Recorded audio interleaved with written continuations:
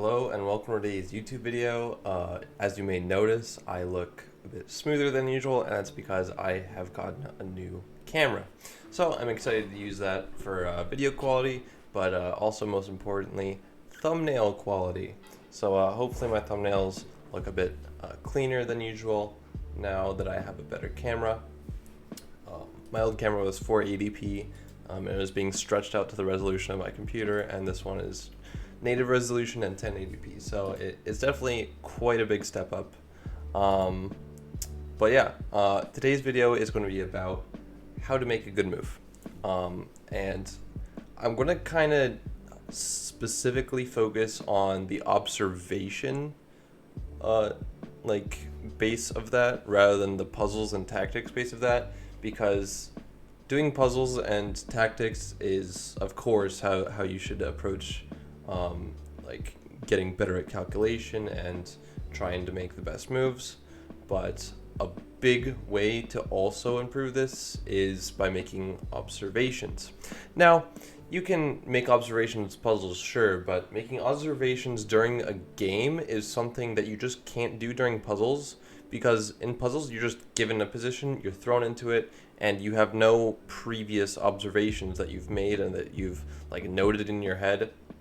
And the reason that this is the topic of my video is because I've been watching my brother, I've been kind of coaching him a little bit, and one thing that I've noticed is that he makes observations and he's improving really quickly because of that. And they're legitimate observations. They're not just like random, illogical things. But I'm just going to be showing you a couple of examples here of how this game that I'm going to show you first is from my game against Perry last week in last week's tournament recap videos. But yeah, it was my recap number 3. If anyone wants to go look at that video from last week, where I played the England Gambit. But yeah, my first example is going to be a tactical observation, and then my second example is going to be a positional observation. So you can make the best move either tactical or positional by making observations. And let's start with the first example. So in this position, I played a rook d5 check, and my opponent went king to f3. Now, in this position, I made the observation that his knight can't move to the center. And like these squares don't make too much sense, but the reason he can't move to the center is because I can just take it with my rook, because these two squares are forkable between the knight and the king. So with that observation in mind, I played b5 to try and prod at this knight to bait it to move towards the center. Now, this was actually a very strong observation because my opponent played a3 trying to stop b4, and I played a5 reinforcing the idea of b4. Now, the reason that this observation is so strong now is because, first of all, he has one less square to even go to. So he only has 1, 2, 3, 4 squares total to go to. So if he doesn't notice this and, he's like, okay, let's bring my knight towards the center, I win immediately. And unfortunately for my opponent, that's what happened. He was low on time, and I don't think he saw this idea. He played knight e4. Now, since I've already made this observation in the past, I know that I can just take it with my rook. And during game review, this was a brilliancy, because after king takes, I have knight to g3 check. And honestly, it's not even that dead here. Of course, it is completely winning for me, but he does have king g2 trapping my knight. He resigned after rook takes e4 though, but I can just walk my king over, and it should be a very steady win. So yeah, I just have a clear advantage here. I won a piece, so that is always a good sign. Now for my second observation, this is a game that Eric Hansen, Grandmaster, played in a speedrun. He was playing the bird, which is 1f4. I don't recommend this opening. It's a very dubious opening, so I definitely don't recommend it at all. And the reason it's dubious is because it weakens the king. That's like the main basic principle. It just breaks it immediately on the first move. Yeah, don't play the bird. You can if you want, but it's not easy. But yeah, d5 and knight to f3, and I'm just going to kind of rush through this game because I want to get to the main idea.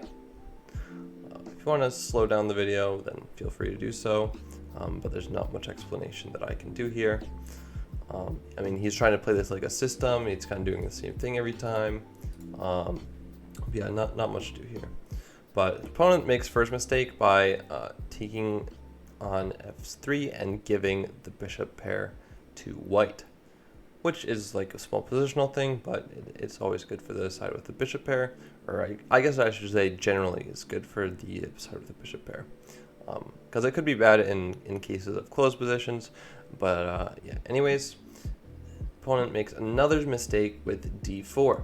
Now, the reason that this is bad is because you can give back the bishop pair and double the pawns on the c-file, and these are actually backwards doubled pawns. The reason they're backwards is because there's no pawns behind either of these to support them, so a piece can very easily get in front of them with c4, and Eric made this observation immediately, and he pointed it out, and that led everyone to the move knight to a3. Now, this is the best move in the position, and the reason it's the best move in the position is because this is a very, very strong outpost. It controls a nice amount of squares in the enemy position, and also it can jump to e5 in the future. So yeah, that's just a very easy observation, and again, just top move, putting knight on c4. It's a very easy outpost. It's on the light squares, and guess what? The opponent traded the light square bishop a few moves ago. So there's no easy way to remove this knight, but to be fair, his opponent did find a nice continuation with knight to e4, d3, and knight back to d6, trying to trade off this knight. But Eric played e4, and yeah, the game continued something like this, and Eric kept the knight and tried to swing it over to one of these two squares. I think I can actually remember the game here. Let's see. I think it goes queen to f6, queen back, and it goes, let's see, it goes, yeah, e5 and knight f3, and he took with the pawn, and Eric played e5, noticing that these two pieces were on forkable squares with the pawn. Very common tactic, and yeah, his opponent resigned after this because you're down a piece. There's not much you can do to recover the piece, and yeah, your position just kind of sucks. You have doubled pawns here, doubled backwards pawns here. This pawn's overextended. You can like attack pawn here, but yeah, your position sucks as black here. It is definitely resignable. But yeah, anyways, the point of the video is to show you that any kind of observation can help you find the best move. In this case, this very simple positional idea with knight a3, knight c4 was reached by making the observation that the c4 square is a good outpost for the knight, and there's no like pawns to attack or control that square. And also there's no pieces to really control that square very easily. You have to do this like weird maneuver here.